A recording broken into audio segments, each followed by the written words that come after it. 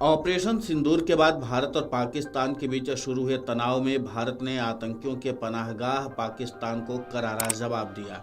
इसके बावजूद भी पाकिस्तान ने कई सारे झूठे दावे किए, जिसके बाद पाकिस्तानी सेना ने रविवार रात स्वीकार किया कि भारत के साथ हालिया सैन्य टकराव में उसका एक लड़ाकू विमान क्षतिग्रस्त हो गया।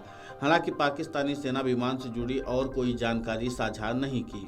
बता दें कि बढ़ते तनाव को देखते हुए पाकिस्तान ने भारत के सामने संघर्ष विराम की गुहार लगाई, जिसके बाद शनिवार को भारत और पाकिस्तान ने सभी सैन्य कार्रवाइयों और गोलीबारी को तत्काल प्रभाव से रोकने पर सहमति जताई। दोनों देशों के बीच संघर्ष विराम की घोषणा के बाद पाकिस्तानी सेना के प्रवक्ता लेफ्टिनेंट जनरल अहमद शरीफ चौधरी ने एयरफोर्स और नेवी अधिकारियों के साथ एक प्रेस कॉन्फ्रेंस की।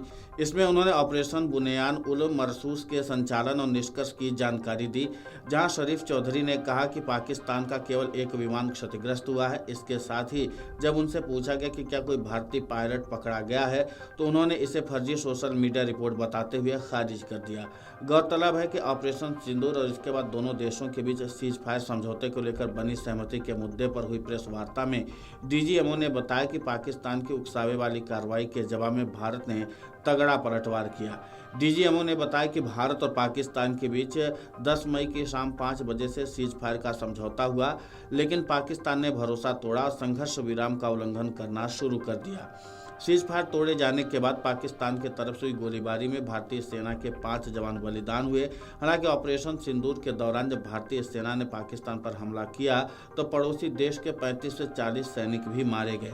भारतीय सैन्य अधिकारी एयर मार्शल ए.के. भारती ने उन ठिकानों के बारे में जानकारी दी जिस पर भारतीय वायुसेना ने सटीक हमले किए। कहा कि ऑपरेशन सिंदूर की कल्पना आतंकी हमले के दोषियों और साजिशकर्ताओं को दंडित करने और उनके आतंकी ढांचे को नष्ट करने के स्पष्ट सैन्य उद्देश्य के साथ की गई थी। लेफ्टिनेंट जनरल घई ने कहा कि मैं यहाँ इस बात की चर्चा नहीं करूंगा कि आतंकवाद को लेकर भारत अपनी असहिष्णुता और दृढ़ संकल्प अक्सर कैसे व्यक्त करता है। हमने सीमा पर आतंकी शिविरों, प्रशिक्षण केंद्रों की मेहनत से और सूक्ष्म तरीकों से पहचान की। हालांकि जब हमने ज्यादा जांच की तो पता चला कि इनमें से कुछ आतंकी ठिकाने हमारे हमले के डर से अब खाली हो चुके हैं। हमने उन 9 शिविरों की पहचान की जिनकी पुष्टि हमारी विभिन्न खुफिया एजेंसियों ने की, जिनमें आतंकी थे। इनमें से कुछ पाकिस्तान के कब्जे वाले जम्मू कश्मीर में थे, जबकि कुछ अन्य पाकिस्तान के पंजाब प्रांत में स्थित थे। इसके बाद इन सभी स्थानों, उनके भवन के लेआउट बनाने में इस्तेमाल हुई सामग्री, इनके आसपास के भूभाग की सावधानी पूर्वक जाँच की गई। हमले में हम जिसे निशाना बनाना चाहते हैं, ये सुनिश्चित करने के लिए हमने उन पर आसमान से भी नजर रखी। ये इसलिए भी जरूरी था ताकि हमारे पास ये सबूत है कि हमने वहीं हमला किया है जहां हम करना चाहते थे। हालांकि पाकिस्तान की सेना भारत की तरफ से की गई कार्रवाई को लेकर धीरे धीरे अपने नुकसान को कबूलना शुरू कर दिया है। ऐसे में देखना ये होगा कि भारतीय सेना की तरफ से बाकी के हुए नुकसान को लेकर पाकिस्तानी सेना क्या कहती है।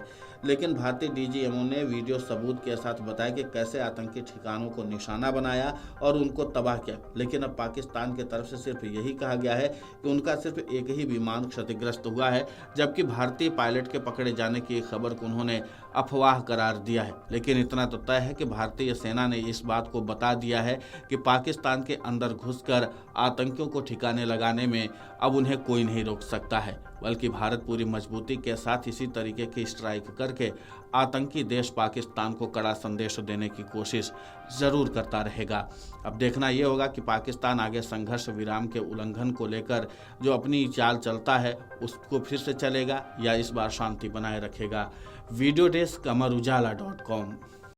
अगर आप ये वीडियो YouTube पर देख रहे हैं तो हमारे चैनल को सब्सक्राइब कर बेल आइकन दबाएं और Facebook पर देख रहे हैं तो हमारे पेज को लाइक करें।